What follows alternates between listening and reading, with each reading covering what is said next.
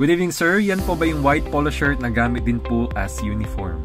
Para po makabili na rin po sana dito sa Pinas, thank you. Hey guys, it's me again Jed and welcome back for another episode of Question and Answer portion coming from Iskiel.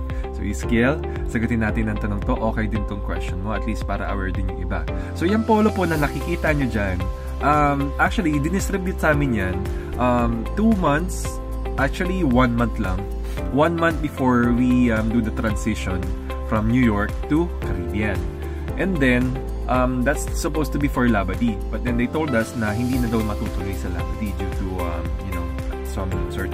some port issues and all. And nangyari,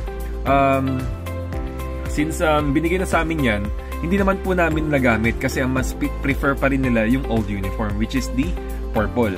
Alam na po ng iba yan, yung mga ginagamit, yung mga naglabadee na before, na yun po yung certain uniform na ginagamit. But then it just so happened na dinistribute sa amin ito, we have no reason we have no idea kung bakit po. Dahil nga sabi ko doon na matutuloy doon sa Labadee and all. But then siguro parang pinamigay na lang nila.